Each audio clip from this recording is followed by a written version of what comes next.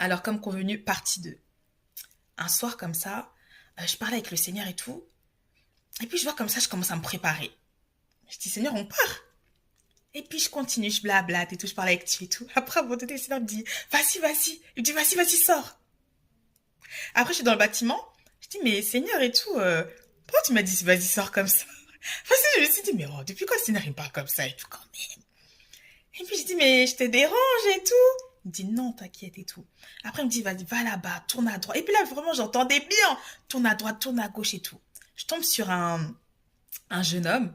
Un jeune homme, un ado, ouais, il a 16 ans. Vas-y, je tombe sur un gars et tout. Après, je commence à dire, oui, bonjour, est-ce que, en fait, au début, moi, je voulais dire, est-ce que vous avez déjà entendu parler de Jésus? Un truc comme ça.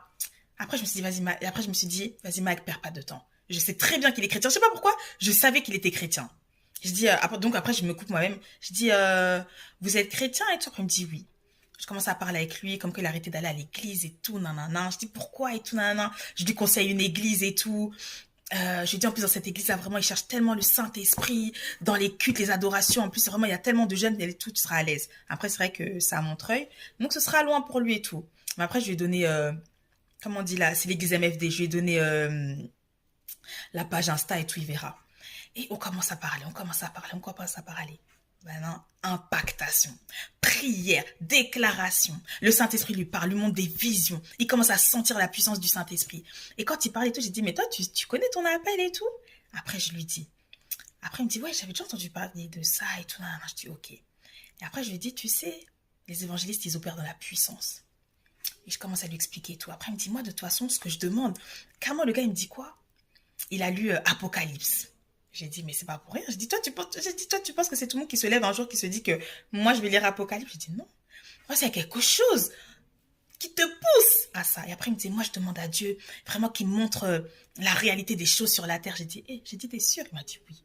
Il dit, moi, je sais pas, mais j'ai pas peur. J'ai dit, je sais. Il dit, t'es un soldat.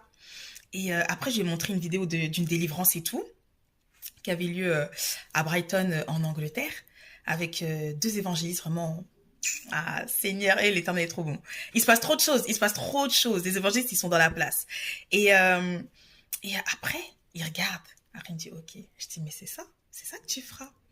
Et après, et en plus, on prenait du temps parce que la conversation a été longue, mais lui, il était tellement disposé. Et j'ai déjà vécu ça avec des personnes. En gros, il y a des personnes comme ça, en chap-chap, elles entendent le Saint-Esprit.